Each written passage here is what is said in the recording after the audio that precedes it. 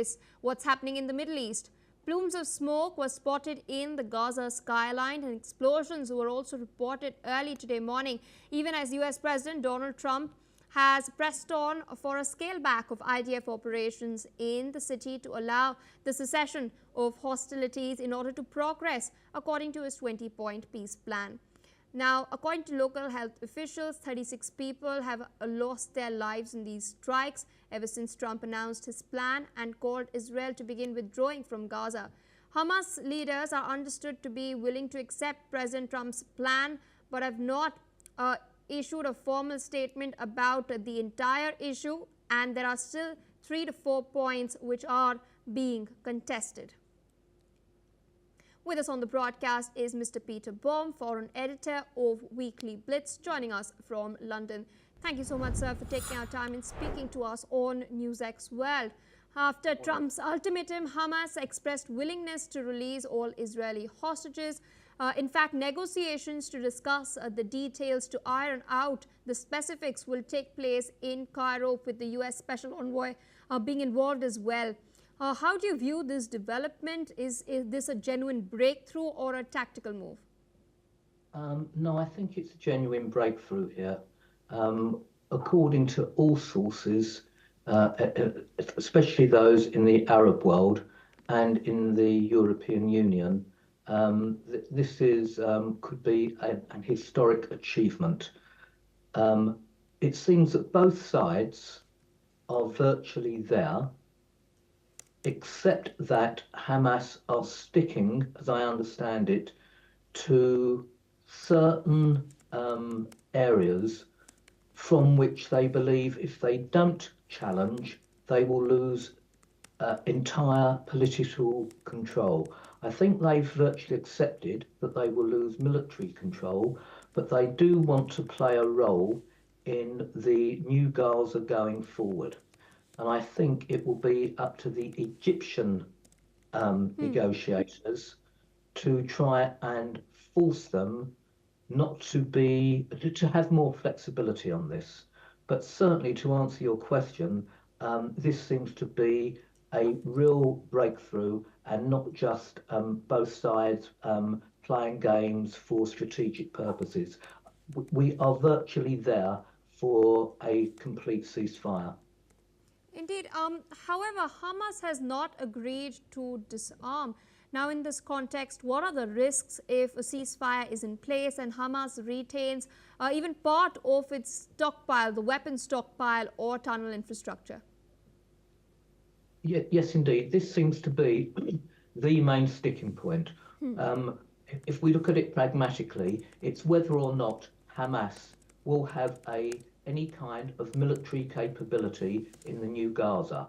Now, all players, apart from Hamas, do not want them to have such a role. So this is where the Qataris, the Egyptians, and obviously the Americans will need to exert as much pressure as possible on Hamas to climb down from that position. And that's also why we're seeing the Israelis, given your headlines just now, continue with the bombardment, albeit not as devastating as in previous days, on Gaza. The other thing to bear in mind now is that it's virtually assured that the vast majority of the civilian population of Gaza has left. So the only people there are a few perhaps remaining family members of the Hamas operatives and Hamas themselves. And I think that's why we're seeing the continuing use of weapons by Israel in Gaza in order to exert further pressure on Hamas. That may backfire, we don't know, but it's really up to the Qataris, the Egyptians, the Americans to put so much pressure on Hamas and to tell them that there is certainly going to be no military role for them. Whether or not they will have a political role to play, I think could be a little incentive for them to lay down their arms. Indeed, and in the meantime, Hamas has also agreed to hand over administrative powers in Gaza to the technocratic Palestinian body as outlined in the 20-point peace plan.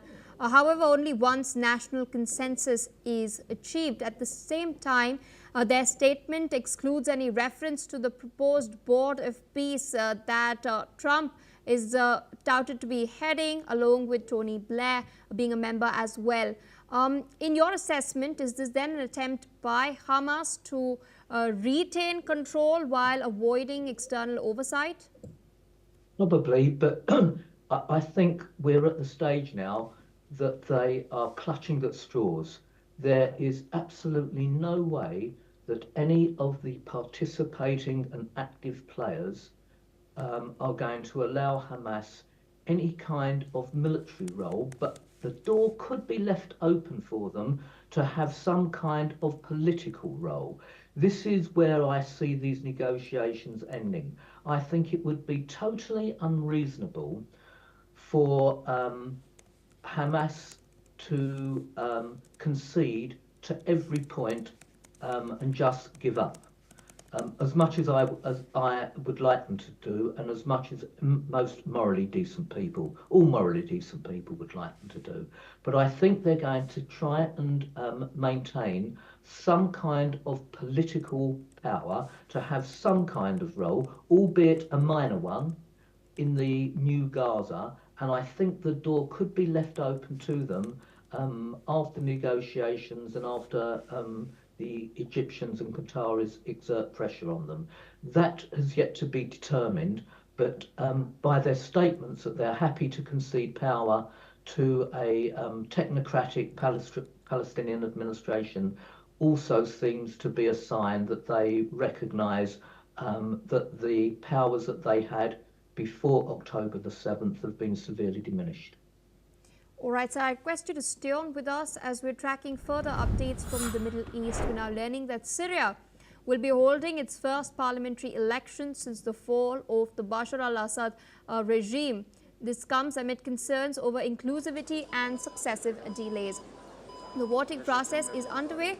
As you can see on your screens, live visuals are coming in from Damascus. There will be no direct vote for the People's Assembly, which will be responsible for legislation during the transitional period. Instead, electoral colleges will select representatives for 2/3 of the 210 seats, and the rest will be appointed by interim President Ahmed al-Sharaa.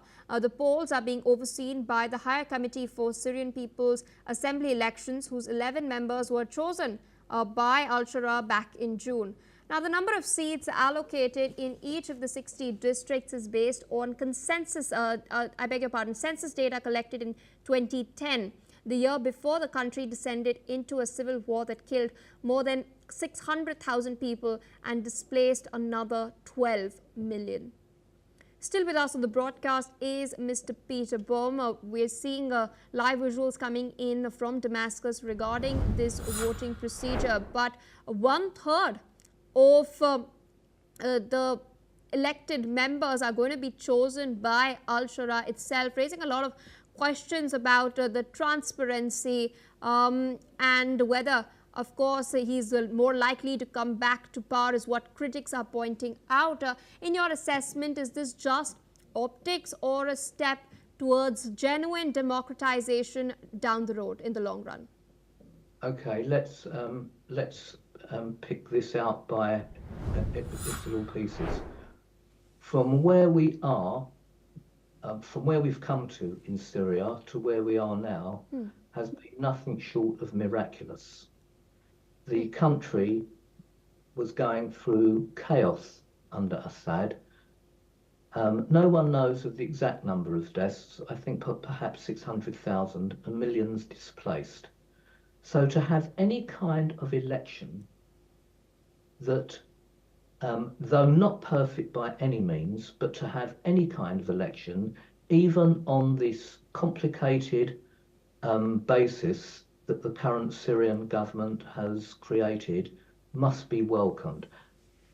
It is true that the way the government has constructed the elections via the electoral college picking representatives and by the number of electoral colleges selected by the government itself.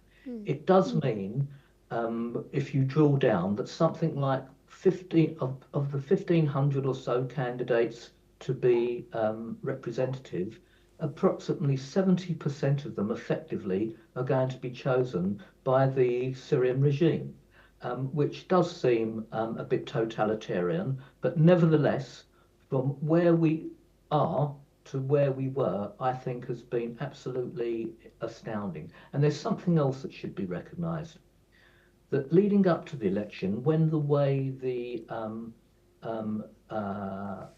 election was going to be constructed, some 14 or 15 Syrian human rights groups, including journalists, women's groups, academics, etc., actually came out and criticised the government because of the power it would have over the electoral college. Now, could you imagine, going back to the days of Assad, if 15 independent Syrian organisations came out and criticised Assad, they would have all been jailed, incarcerated, many of them killed, or banished to other countries. So the mere fact that the new government has allowed these independent groups to criticise it, and they've recognised it's not perfect, but from what the government